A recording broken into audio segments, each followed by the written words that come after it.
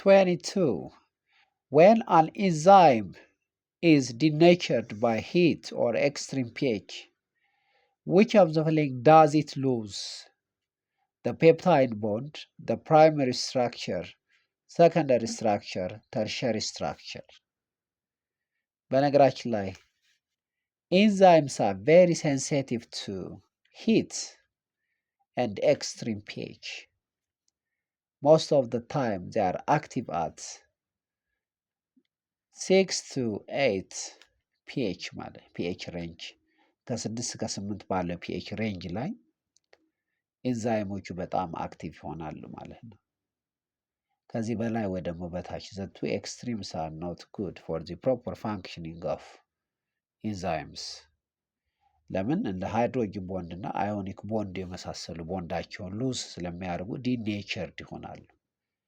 ነገር ግን አንድ ኢንዛይም ዲኔቸርድ ሆነ ማለት ምን ማለት ነው? ይሄ ተርሸሪ ስትራክቸሩ ወይ ደግሞ ስሪዲ ስትራክቸሩን ሎስት ያደርጋል ማለት ነው።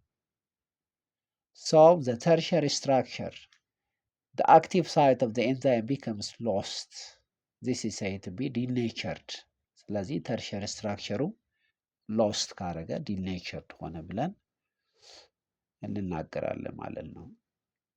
And this structure is very important for its function. ስለዚህ ኢንዛይሞች ዲኔቸርድ ሆነ ማለት ፋንክሽናቸውን ያጣሉ፣ ስራቸውን ያጣሉ ማለት ነው። So the answer is D. 23. Which of the following ideas in the cell theory was contributed by Rudolf Virchow? Good. The German pathologist Rudolf Virchow ምንድን ነው ያለው? በነገራችን ላይ ሩዶልፍ ቨርቾው ሴልስ came from pre-existing cells የሚል ሀሳብ ነበር ያነሳው። ስለዚህ መልሱ ምንድን ነው የሚሆነው? እንየው እስኪ። ኤ all plants are made up of cells. ኦኬ፣ ይሄ ሊሆን አይችልም። ቢ all animals are made up of cells. ሲ cells are the structural unit of life. D cells come from pre-existing cells. This is the idea of the Rudolf Virchow በነገራችን ላይ እነዚህ ሀሳቦች የማን ሀሳብ ናቸው? የማቲያስ ሌይደን እና ቴዎደር ሽዋን የሚባሉ ሳይንቲስቶች ማለት ነው። So the answer is D. Cell came from pre-existing cells. 24. When the muscle cells are in short supply of oxygen, which of the following compounds would be accumulated in them? በነገራችን ላይ ሴላችን ውስጥ በቂ የሆነ ኦክሲጅን ከሌለ አንኤሮቢክሊ ሪስፓየር እናደርጋለን። አንኤሮቢክሊ ሪስፓየር በምናደርግበት ጊዜ ደግሞ the glucose molecule will be converted into lactic acid. Lactic acid plus 2 molecules of ATP. Finally, the lactic acid is accumulated inside the muscle cells. ስለዚህ መስል ሴል ላይ አኩሙሌትድ ይሆናል and it results in muscle fatigue. ስለዚህ አኩሙሌትድ የሚሆነው ኮምፓውንድ ላክቲክ አሲድ ነው ማለት ነው። How about in the case of yeast cells? When yeast cells respire anaerobically, glucose molecule will be converted into ethanol, carbon dioxide, and 2 ATP molecules. But in the case of human beings and other animals, lactic acid is accumulated in the muscle cells.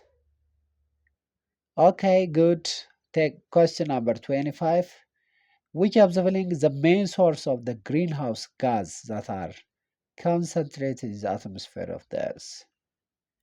Good. በነገራችን ላይ the main source of greenhouse gas are human activities ማለት። ስለዚህ የግሪንሃውስ ጋዞችን ዋና ምንጭ ሂመን አክቲቪቲ ነው። ላይክ በርኒንግ ፎሲል ፊውልስ ሊሆን ይችላል። ዲፎረስቴሽን ሊሆን ይችላል። ላይክ ኦቨር ግሬዚንግ ሊሆን ይችላል። የመሳሰሉ ፋክተሮችን ዋናዎቹ የግሪን ሃውስ ጋዞችን ምንጭ ናቸው ማለት ነው። ሶ ዋት ኢዝ አንሰር? ኤ በርኒንግ ኦፍ ፎሲል ፊውልስ፣ ቢ ፕላንት ግሮዊንግ ኢን ዘ ግሪን ሃውስ፣ ሲ ፎቶሲንተሲስ ባይ አኳቲክ ፕላንትስ፣ ዲ respiration by animals and plants.